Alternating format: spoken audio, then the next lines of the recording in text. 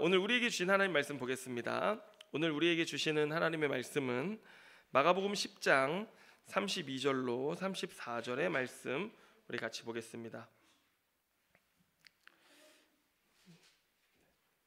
마가복음 10장 32절로 34절 세 절의 말씀인데 우리 한번 같이 보도록 하겠습니다. 다 찾으셨으면 아멘 하시기 바랍니다. 네, 우리 같이 큰 소리로 합독하도록 하겠습니다. 시작. 예루살렘으로 올라가는 길에 예수께서 그들 앞에 서서 가시는데 그들이 놀라고 따르는 자들은 두려워하더라. 이에 다시 12제자를 데리시고 자기가 당할 일을 말씀하여 이르시되 보라, 우리가 예루살렘에 올라가노니 인자가 대제사장들과 서기관들에게 넘겨짐에 그들이 죽이기로 결의하고 이방인들에게 넘겨주겠고 그들은 능욕하며 침뱉으며 채찍질하고 죽일 것이나 그는 3일 만에 살아나리라 하시니라. 아멘. 네, 오늘 이 말씀 가지고 전적인 은혜 복음 39번째 말씀을 함께 나누도록 하겠습니다. 자, 여러분 오늘 이 말씀 잘 들으셔야 됩니다. 왜냐면요, 신학교에서도 안 가르쳐 줍니다. 그리고 교회에서는 더더구나가 안 가르쳐 줍니다. 그런데 우리 교회는 이제 어느 정도 수준이 되시기 때문에 제가 특별히 오늘 이 말씀을 통해서 조금 어렵지만 여러분들이 꼭 아셔야 하는 그런 개념들을 함께 나누려고 하는데 잘 따라오실 수 있으시죠? 네. 자, 오늘 본문 32절을 보면 예수님은 이제 예루살렘에 당도할 시간이 얼마 남지 않았다는 것을 알고 계십니다. 자, 10장 32절 말씀 제가 다시 보면 예루살렘으로 올라가는 길에 이렇게 말하고 있어요. 이 예루살렘으로 올라가는 길에라고 하면요, 그 당시 모든 사람들은 이게 이제 예수님 어디에 계시는구나 이걸 아는 거예요. 어디였냐면 바로 여리고였습니다. 여리고.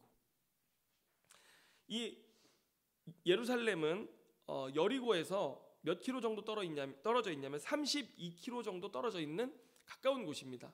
그래서 예루살렘을 가려면 반드시 지나야 하는 곳이 여리고였는데 여리고로부터 해발 1050고지까지 32km가 계속 오르막길이에요. 그래서 이제 예수님이 올라가신다 하면요, 어디 가시는 거예요? 예루살렘이 이제 멀지 않아서 가까웠다.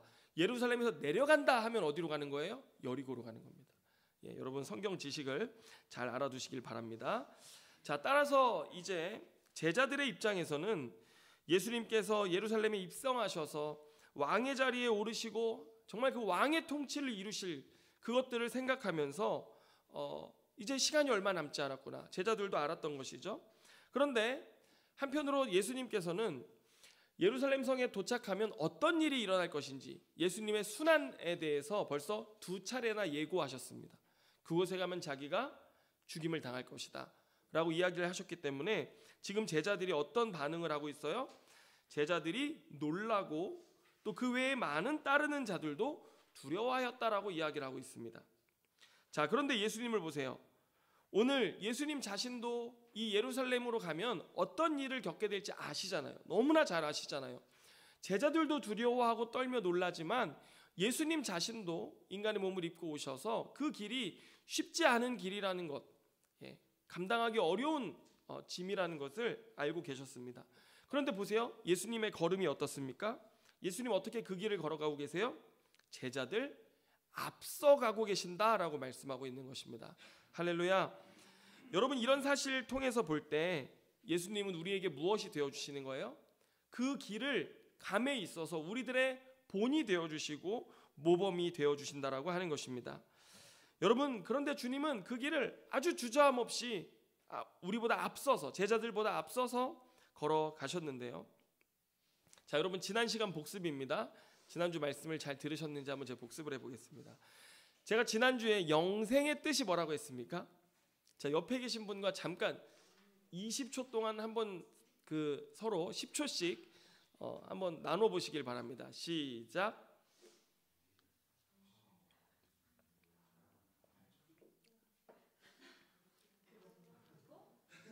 막 노트를 떠들어 보시고 지금 여러분, 이 복습인데요, 이 영생은 뭐냐? 전심으로 주님을 따르는 삶이 영생이라는 것입니다. 아멘입니까? 그분의 통치, 우리가 죄사함을 받음으로 하나님과의 관계가 열려지고 그분의 생명이 내 생명이 되어지고 그분의 통치 가운데 전적으로 내가 그분을 따라 살아가는 삶이 영생이라고 말씀을 드렸습니다. 여러분, 그렇다면 오늘 우리가 가야 할 길은 어떤 길입니까? 오늘 본문에 보면 예수님이 앞서가신 그 길, 누구도 가야 될 길이에요? 우리가 가야 할 길입니다. 여러분, 죄송하지만 예수님 믿으실 때 그 길을 가야 된다는 것을 알고 믿으셨습니까? 모르고 믿으셨습니까? 여러분, 우리가 일반적으로 전도할 때 예수 믿으세요. 예수 믿으면 구원받고 복받고 행복해져요. 이렇게 전하거든요. 그런데 사람들이 그렇게 예수님을 믿고 나면 뭐라고 하냐면, 이제 그런 전도를 받잖아요. 그러면 은혜로 믿으면 나 죽기 전에 믿을게. 세상에서 내가 살고 싶은 대로 다 살다가 죽기 직전에 딱 믿으면 천국 가잖아. 나 그때 믿을게. 이렇게 말하는 사람들이 있습니다. 그리고 또 어떤 사람은요, 아니 믿으면 행복해지고 복받고 잘 된다더니 왜 내 삶에 믿고 나니까 더 고난이 오고 문제는 해결되지 않고 내 삶이 전혀 행복해지지 않고, 아니 왜 그런 거냐, 이거 예수 믿었는데 왜 예수님 나한테 이렇게 하시는 거냐, 이렇게 물어보는 것들을 우리가 볼 수 있어요. 여러분, 왜 그러냐면 우리가 알고 배운, 또 우리가 나눴던 전도법이 잘못된 부분들이 있습니다. 무턱대고 먼저 믿게 하는 것이 중요하다 보니까 성급하게 전도하는 것이 부작용을 만들어내는 것인데요. 여러분, 성경적 전도법이 무엇인가? 아주 간단하게 말씀드리면 뭐예요? 예수님을 따르자, 이겁니다. 예수님을 믿는다는 건 뭐예요? 예수님을 따른다라고 하는 것이에요. 그러면 왜 예수님 따라야 되냐, 이렇게 물어볼 수 있지 않습니까? 왜 예수님 따라야 합니까? 예수님께서 이 세상 가운데 완성하실 하나님의 나라가 오고 있기 때문입니다. 아멘입니까? 그 나라가 오기 때문에 우리는 예수님을 따라 가야 되고, 우리는 그래야지 그 나라를 유업으로 받을 수 있게 되어지는 것이죠. 여러분, 그렇다면 예수님 십자가에 왜 달리셨습니까? 그거 뭐예요? 십자가는요, 왕이신 하나님께서 세상을 통치하시는 방법을 드러내신 장소입니다. 하나님은 온 땅을 창조하신 왕이신데 그분은 세상의 주권자들과 통치자들과 같지 않고 십자가에서 다스리셨어요. 어떻게 다스리셨어요? 십자가에서 의와 사랑으로 우리를 다스려 주신 것입니다. 죄악으로 하나님을 떠난 우리를 사랑하시되 그 왕은 자기 백성, 자기를 떠난 백성들을 위해서 자기 몸을 찢어내어 주심으로 그들의 죄값을 대속하시고, 그리고 우리에게 은혜로 구원을 주실 뿐만 아니라 우리가 이제 그 왕의 통치를 따라서 자신의 몸을 내어주심 같이 우리도 그 십자가의 삶을 따라, 십자가의 통치를 따라 살면서 그 나라를 기다리도록 우리를 부르셨다라고 하는 것입니다. 아멘입니까? 그러니 예수님을 믿고 따름으로 우리는 하나님 나라의 생명, 그 하나님의 생명을 오늘 여기서부터 누릴 수 있습니다. 그런데 그 길을 따라갈 때 반드시 뭐가 있어요? 고난이 있습니다. 왜냐하면 세상의 통치와 다른 하나님의 통치를 우리의 삶으로 수행하며 예수님을 따라야 하기 때문에 고난이 반드시 따르고요. 그럼에도 우리의 삶의 참 행복과 복이란 무엇입니까? 내가 예수님의 통치 가운데 있다라는 것, 내가 예수님의 생명이 내 생명 되어져 있다라는 것, 그것이 여러분 우리가 발견하는 참된 복이고 행복이라는 것입니다. 여러분, 이것이 성경의 복음의 요약입니다. 여러분 알고 믿은 복음이 바로 이 복음입니까? 여러분이 믿는 복음, 이 복음이어야 합니다. 유사 복음, 다른 복음이어도 안 됩니다. 하나님 너 사랑하셔, 너 잘되게 해주실 거고, 천국 가게 해주실 거고, 복받게 해주실 거고, 성공하게 해주실 거고. 여러분, 이거 유사 복음입니다.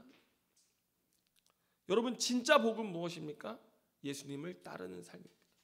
예수님을 따르는 삶이 가장 큰 복이라는 것을 알고 기쁨으로 그 길을 가는 것, 이것이 복음이고 영생이라는 사실, 구원이라는 사실을 여러분 믿으시길 바라요.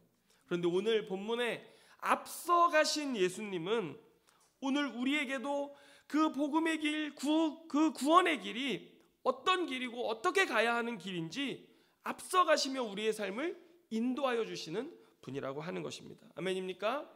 여러분, 오늘 앞서가신 주님 따라 이 길 가시는 저와 여러분의 삶이 되시기를 주님의 이름으로 축원합니다.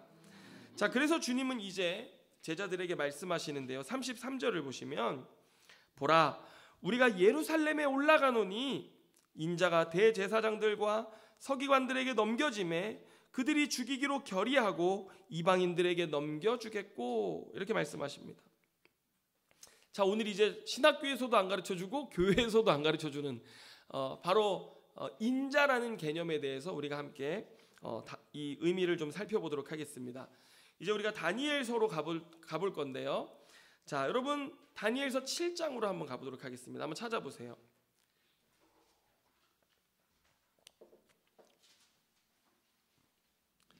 이 인자라는 단어가 등장하는 곳이 어디냐면요, 다니엘서 7장입니다. 여러분, 우리가 성경에서 하나님의 인자하심하고 여기 인자는 다른 겁니다. 여기서 오늘 우리가 배울 인자라는 것은요, 호칭입니다. 호칭. 자, 다니엘서 7장으로 가보면 여러분, 이 인자라고 하는 단어는 이 이사야 53장, 우리가 이제 나중에 또 이사야 53장 공부할 거거든요. 이사야 53장에 가보면 고난받는 종이라고 하는 주제가 나와요. 그래서 인자와 고난받는 종의 의미를 합해야 그게 바로 메시아입니다. 그래서 오늘 이 인자는 고난받는 종과 함께 메시아 개념을 이루고 있는 아주 중요한 한 부분입니다. 자, 여러분, 인자라는 표현은 참 놀랍고 굉장한 의미를 담고 있습니다. 자, 7장 1절 이하를 한번 보시면요, 다니엘이 바벨론 벨사살 왕 원년에 꿈의 환상을 봅니다. 바다에 사방에서 바람이 불어오고 이 바다 안에서 네 짐승이 올라옵니다. 첫 번째 짐승은 사자 같고 뭐 독수리 날개를 했는데 날개가 뽑혔고 뭐 막 이런 얘기 나와요. 그리고 두 번째 짐승이 나오는데 뭐 곰처럼 생겼고, 또 세 번째는 무슨 표범같이 생겼는데 날개가 4개가 달렸고 막 이런 얘기들이 나와요. 그런데 그건 중요한 게 아닙니다. 이제 네 번째 짐승이 바다에서 올라오는데 이 짐승은 앞선 세 짐승을 다 짓밟아 버립니다. 그리고 그 짐승의 머리에서는 뿔 10개가 나오는데 첫 번째 뿔, 세 번째 뿔, 첫 번째 뿔, 두 번째 뿔, 세 번째 뿔이 지나서 네 번째 뿔 나오기 사이에, 세 번째 뿔과 네 번째 뿔 사이에 작은 뿔이 하나가 뚫고 올라오는데, 이 뿔이 올라오면서 첫 번째 3개의 뿔이 또 다 뽑혀버립니다. 뭐 그 뿔에는 뭐 눈이 달렸고 뭐 큰 일을 말하였더라 뭐 이렇게 성경에 되어 있거든요. 그런데 그 큰 일이 무엇이냐면 다니엘서 7장 25절로 한번 가보시기 바랍니다. 25절 말씀을 보면, 자, 같이 읽습니다. 시작. 그가 장차 지극히 높으신 이를 말로 대적하며 또 지극히 높으신 이의 성도를 괴롭게 할 것이며, 그가 또 때와 법을 고치고자 할 것이며, 성도들은 그의 손에 붙인 바 되어 한 때와 두 때와 반 때를 지내리라. 이렇게 말씀합니다. 자, 그가 말하는 큰 일, 그게 뭐였냐면요, 지극히 높으신 이 하나님을 대적하는 말을 쏟아내었던 것입니다. 자, 또 이제 우리가 21절로 한번 가볼까요? 여러분, 우리가 25절에서도 이 뿔이 어떻게 한다고 그랬어요? 지극히 높으신 이의 성도를 괴롭게 할 것이라고 그랬습니다. 박해하는 것입니다. 근데 21절에도 가보면 이렇게 기록합니다. 같이 읽습니다. 시작. 내가 본즉 이 뿔이 성도들과 더불어 싸워 그들에게 이겼더니. 이 뿔이 어떻게 했어요? 성도들과 싸웠는데 성도들을 이겨버렸어요. 예. 그래서 이 뿔, 이 당시의 통치자, 왕을 뜻하는 것인데, 그 넷째 짐승의 왕이 등장했을 때 성도들이 어마어마한 핍박과 박해 가운데 들어가게 된다는 것을 이야기하는 것입니다. 그래서 성도들은요, 한 때, 두 때, 반 때를 혹독한 고난 가운데, 고통 가운데 지나게 된다라고 성경은 이야기하는데, 여러분, 성경에서 이렇게 한 때, 두 때, 반 때 이러면 그게 2년 반이다 뭐 이런 식으로 수치화해서 여러분 계산하려고 하시면은요, 이단됩니다. 절대 뭐 한때 두때 반때가 몇 년이다 뭐 이렇게 말하는 사람이 있으면요, 너나 믿어라 이렇게 하고, 여러분 절대 믿지 마세요. 예? 그거를 수치화하시면 안 됩니다. 자, 그런데 이제 9절과 10절로 한번 가보겠습니다. 이 다니엘이 이 짐승의 그 환상을 보고 있을 때 갑자기 어떤 장면이 오버랩되는데 9절과 10절을 읽어보겠습니다. 9절부터 읽습니다. 시작.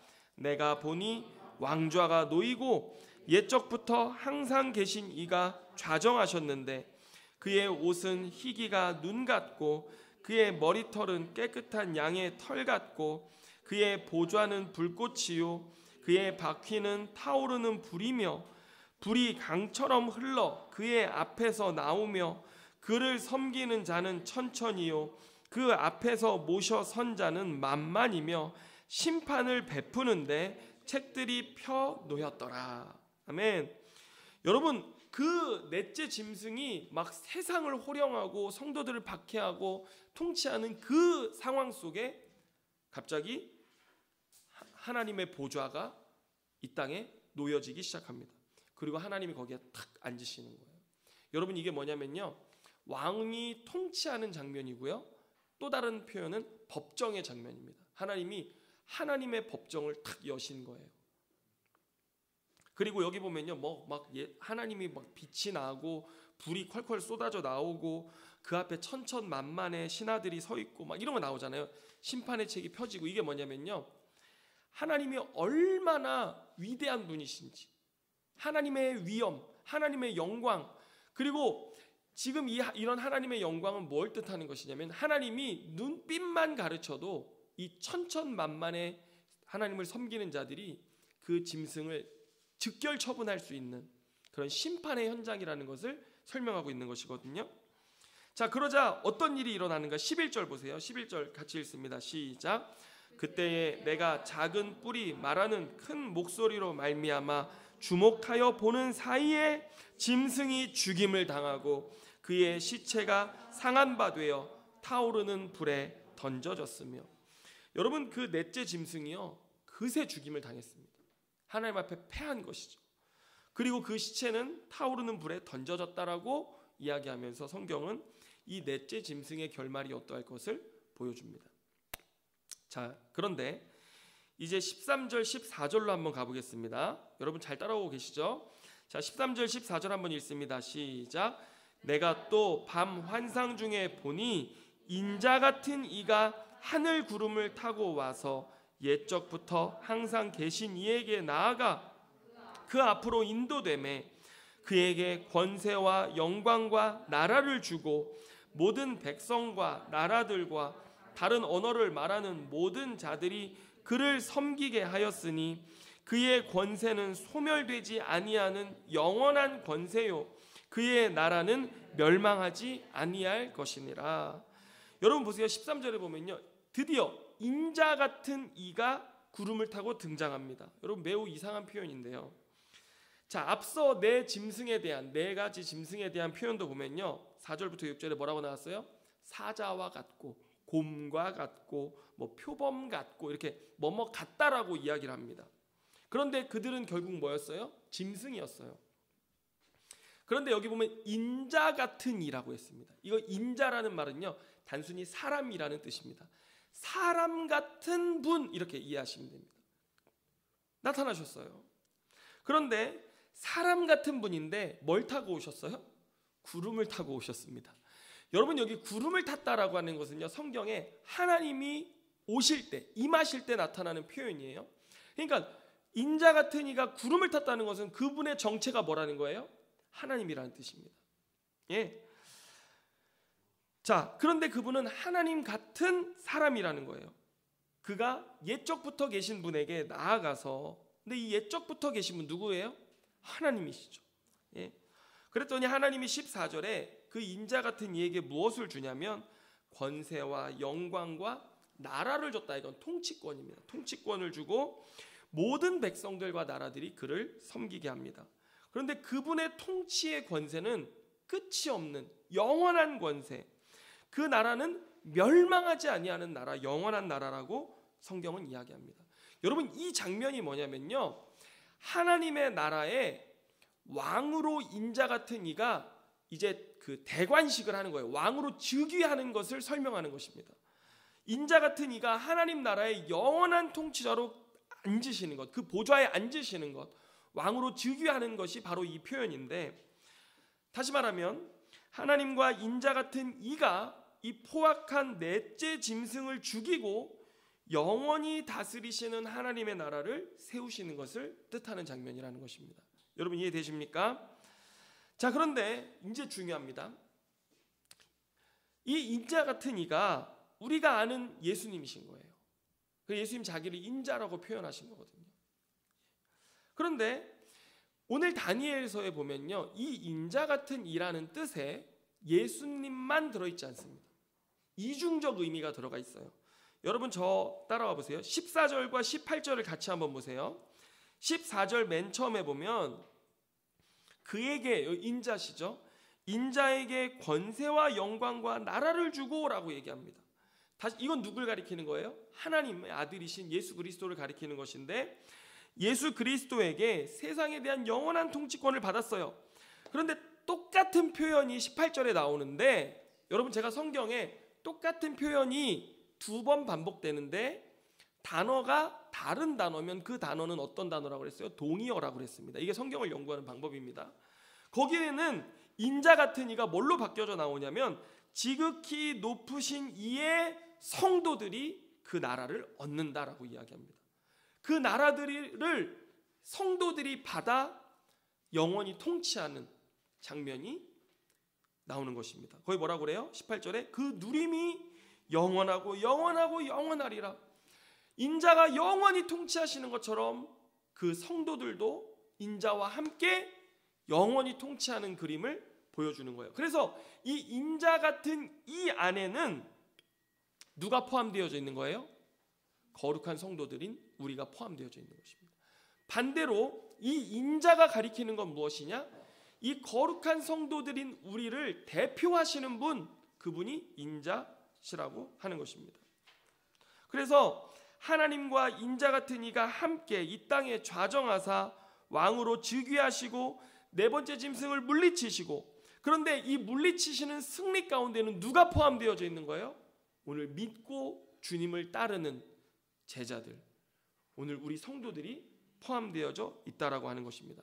하나님의 나라는요, 우리와 주 되신 예수 그리스도 함께 이루어가고 함께 완성해가는 것입니다. 할렐루야. 예수님의 하나님 나라 완성에는요, 성도들이 반드시 필요합니다. 거룩한 성도들의 무리가 함께 그 나라를 완성해 나가야 합니다. 하지만 우리는 완성할 수 없습니다. 그 참된 완성은 누가 주시는 거예요? 인자 되신 예수 그리스도가 우리에게 주신다라고 이야기하는 것입니다. 여러분 여기까지 우리가 인자라는 개념에 대해서 배웠는데요, 여러분 이거 정말 값을 주고 배울 수 없는, 제가 신학교 공부하는 동안 아무도 안 가르쳐 줬어요.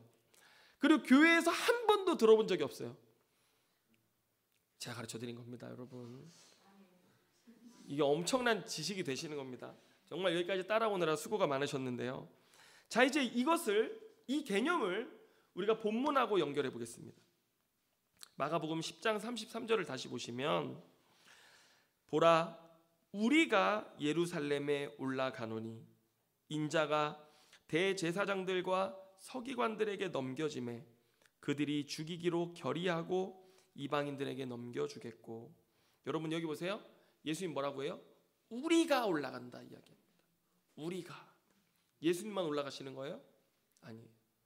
우리 제자들 같이 올라가는 거예요. 우리가 올라간다라고 이야기하시고, 그리고 인자 되신 주님께서 대제사장들과 서기관들에게 그리고 이방인들에게 넘겨질 것이라고 얘기하는데, 여러분 우리가 배운 인자의 개념을 대입해 보면, 여러분 이것은 굉장히 놀라운 의미가 있습니다. 인자를 대적했던 넷째 짐승은 누구였습니까? 넷째 짐승이 있었잖아요. 그런데 오늘 본문에 인자를 대적하는 넷째 짐승이 누구라고 이야기하는 거예요? 대제사장들과 서기관들입니다. 그리고 또 하나, 이방인들까지 포함되어져 있는 겁니다. 어차피 이방인들이야 예수 그리스도를 알지 못하는 로마 황제를 대표로 하는 로마 제국을 이야기하는 것이기 때문에 믿지 않는 죄된 백성들이라고 얘기할 수 있습니다. 하지만 대제사장들과 서기관들, 하나님을 예배하고 하나님의 말씀을 가르치는 율법학자들이 누가 된 거예요? 인자를 대적하는 넷째 짐승이라고 하는 것을 오늘 성경이 밝히 드러내고 있다라고 하는 것입니다. 여러분, 그렇지만 예수님은 그 길을 함께 가야 된다라고 이야기하셨습니다. 그런데 역할의 구분이 있습니다. 예수님이 이 길을 통해서 이루시고자 하는 것은요, 무엇이었냐면 그분은 십자가의 죽으심으로 우리를 죄악으로부터 구속하시는 단번의 영원한 사역을 이루셔야 했습니다. 단번의 십자가에 달리심으로 이제 우리 모든 사람들의 죄를 친히 담당하시고 구속하시는 그 길을 예수님이 여셔야 하셨습니다. 그런데 이건 우리가 할 수 있는 사역이 아닙니다. 그런데 우리가 해야 되는 사역은 뭐예요? 예수님이 십자가를 지신 것처럼 나도 자기 십자가를 지고 주님을 따르면서 따를 때 우리가 겪는 고난, 이것이 우리가 감당해야 할 사역이라고 성경은 이야기하는 것입니다. 여러분, 그런데 오늘 이 본문이 우리에게 주는 중요한 메시지 중에 하나는 뭐냐면요, 이 다니엘서의 구도가 우리로 하여금 세상을 분별하는 지혜를 준다라고 하는 것입니다. 여러분, 방금 말씀드린 것처럼 인자를 대적하는 넷째 짐승이 다름 아닌 누구였어요? 대제사장들과 서기관들이, 율법학자들이었습니다. 당시 정말 하나님의 백성들이라고 자처하던 그들이 정작 누구였어요? 넷째 짐승이었죠. 여러분, 마태복음 26장 64절에 가보면요, 예수님이 이제 십자가에 달리시기 직전에 산헤드린 공의회에 붙잡혀 갑니다. 산헤드린 공의회는 뭐냐면요, 이스라엘의 장로들로 구성되어진 한마디로 의회예요. 의회. 그래서 거기에는 뭐 바리새파 사람들, 뭐 서기관들, 이런 제사장들 이렇게 다 돼 있거든요. 대제사장들로 구성되어져 있거든요. 그런데 그들이 예수님을 붙잡아 놓고 거기서 무슨 질문을 하냐면 너가 그리스도냐 이렇게 물어봅니다. 예수님을 향해서 산헤드린 공의회가 너가 그리스도냐 이렇게 묻는데, 그때 마태복음 26장 64절에 예수님 이렇게 말씀하세요. 제가 읽어드리겠습니다. 예수께서 이르시되 내가 말하였느니라.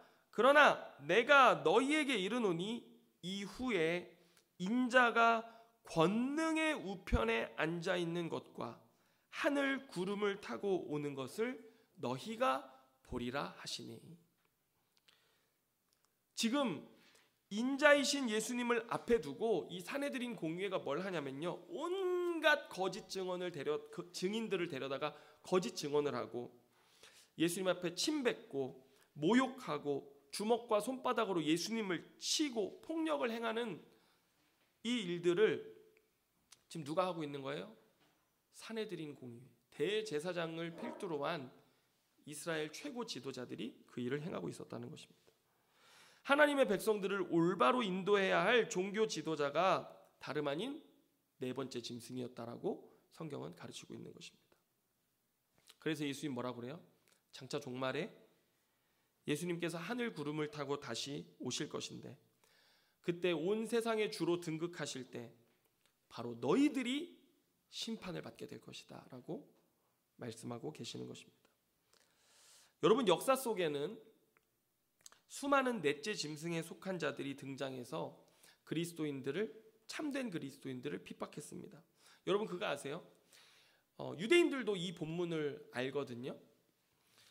유대인들이 중세 기독교, 아시잖아요. 중세 유럽의 타락한 기독교를 볼 때 그들이 십자군 전쟁을 하고 뭐 정말 돈에 물들어서 세속에 물들어서 교황과 권한을 가지고 다투고 또 뭐 수많은 전쟁을 하기 위해서 악을 행하고 다니는 것을 보면서 그때 유대인들이 적의 넷째 짐승이다 이렇게 얘기했었다라고 합니다. 여러분, 오늘날도 우리는 분별할 수 아는 눈을 가져야 하는데 우리 시대의 부유한 기독교, 권력에 물든 기독교가 다름 아닌 예수님 당시의 산헤드린 공의회 지도자들처럼 넷째 짐승에 속할 수 있음을 우리는 분별할 줄 알아야 됩니다. 요즘 JMS나 신천지는요 말할 것도 없고요. 여러분, 우리는 기독교인들이 말을 한다고 해서 그것을 다 진리로 들어서는 안 됩니다.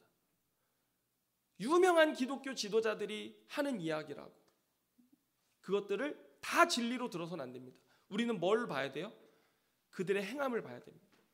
그러면서 그들이 넷째 짐승에 속한 자인지 인자 같은 이에게 속한 자인지를 분별하는 지혜를 가져야 된다라고 하는 것입니다. 여러분 34절을 보세요. 그들이 어떤 일들을 했습니까? 마가복음 10장 34절입니다. 다시 본문으로 돌아와 보시고, 그들은 능욕하며 침뱉으며 채찍질하고 죽일 것이나 그는 3일 만에 살아나리라 하시니라. 주님은 장차 자신이 예루살렘에서 당하게 될 고난을 말씀하시면서 너희도 이와 같은 고난을 당할 것이다. 그리고 이것은 너희가 당하는 참 인자 같은 이에 속해 있다라는 증표요 특권이 될 것이다라고 주님은 말씀하시는 거예요. 그래서 여러분, 고난은 기독교 교회에게 있어서 특권이었습니다. 참된 그리스도의 제자가 받을 수 있는 특권이 고난이었습니다. 그리고 실제로 이 제자들도 나중에 어떻게 됐습니까? 그 길을 따라 살다가 주님과 같이 순교의 마지막을 맞이하게 되었습니다. 여러분, 다니엘 시대 때 이 네 가지 짐승들은 그 시대를 통치하는 왕과 권력자들을 의미했습니다. 여러분, 우리는 왕과 권력자들을 잘 봐야 합니다. 그것이 기독교 종교 지도자이든 세속 지도자이든 말입니다. 여러분, 본문에 보면 다니엘서에 짐승 같은 존재들이 나오지 않습니까? 그런데 그들은 통치자입니다. 통치자를 따르는 무리들이 있습니다. 짐승 같은 이에게 속한 자들이 있습니다. 반대로 인자 같은 이에게 속한 부류들이 있습니다. 여러분, 우리는 우리 주변에 짐승 같은 이에게 속한 자들이 누구인지를 종교를 떠나서 그가 기독교인이든 아니든 우리가 보고 참된 것이 무엇인지를 알아야 하고, 우리는 어디에 소속해야 됩니까? 인자 같은 일을 따라야 되는데 어떻게 그러면 분별할 수 있느냐? 여러분, 성경이 그들을 짐승으로 묘사하는 것처럼 특별히 어떤 짐승이에요? 사자, 곰, 표범, 이와 같은 짐승들의 잔혹하고 파괴적이며 무자비한 행위들을 성경은 이 묵시적으로 고발하고 있었던 것인데, 하지만 인자 같은 이의 통치는 어떠했습니까? 그분은 사람 같으셨습니다. 인간다운 분이셨습니다.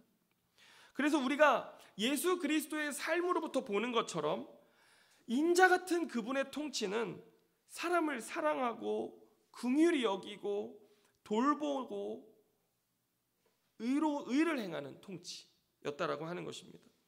여러분, 서두에서 우리가 복음은 예수 그리스도를 따르는 것이고 영생은 예수 그리스도를 따르는 것이라고 말씀드렸습니다.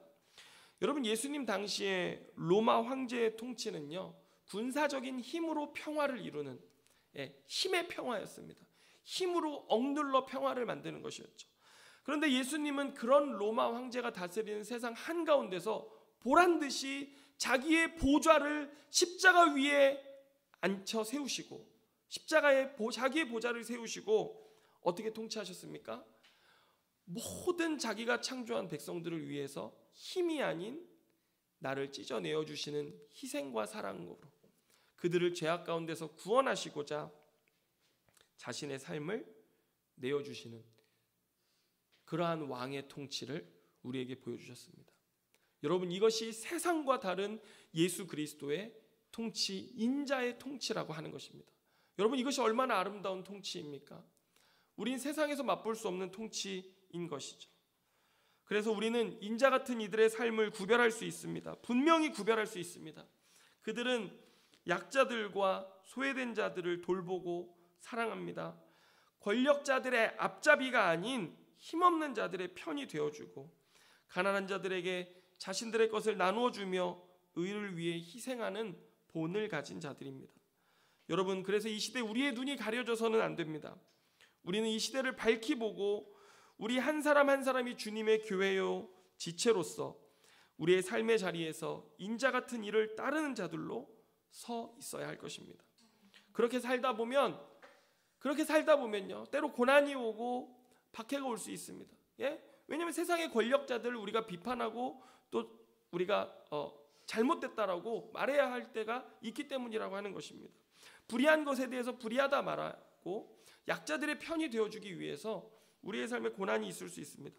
그러나 우리가 그렇게 서 있다 보면 십자가에 달려 죽은 지 3일 만에 부활하사 온 세상의 주요 왕으로 등극하신 예수 그리스도처럼 우리는 장차 올 부활의 날 다시 오실 인자를 우리가 그렇게 몸부림치며 서 있는 자리에서 영접하는 그 놀라운 영광을 맞이하게 될 것입니다. 여러분, 이것이 영생이고 이것이 믿음입니다. 오늘 그렇게 주님을 따라 살아가는 저와 여러분의 삶이 될 수 있기를 주님의 이름으로 축원합니다. 기도하겠습니다. 주님 감사합니다. 주님, 우리에게 시대를 밝히 보고 분별할 줄 아는 눈을 허락하여 주시옵소서. 지혜를 허락하여 주시옵소서. 주님, 오늘 이 말씀을 통하여서 하나님, 이 시대에 정말 누가 힘이 있고 권력이 있으며 어떻게 세상을 통치하고 다스리는지 우리가 봐야 될 줄로 믿습니다. 우리나라뿐만 아니라 전쟁과 또 다툼으로 갈등되고 분열되고 있는 이 정말 힘의 논리가 좌우하는 이 전 세계 위에서 하나님, 우리가 어떻게 살아가야 할지를 분별하고 무엇이 그리스도께서 이 땅 가운데 이루기 원하시는 일인지를 알고 우리가 교회요 성도로서 인자를 따라가는 거룩한 주의 백성들 다 되도록 주님 인도하여 주시옵소서. 주님, 우리 교회 우리 성도들 한 사람 한 사람이 인자에게 속한 자들 되어지기를 원합니다. 그렇게 세상을 살아가는 거룩한 성도들 되어지기를 원합니다. 때로 세상에게 우리가 진 것 같고 넷째 짐승에게 패한 것 같은 고통과 고난과 어둠의 시간들이 찾아올지라도 주님 반드시 오셔서 우리에게 부활의 날을 주실 것이기에 우리가 의의 길을 택하고 주님을 따르는 주의 백성들로 서게 하여 주옵소서. 주께 감사드리며 예수님의 이름으로 기도드립니다. 아멘.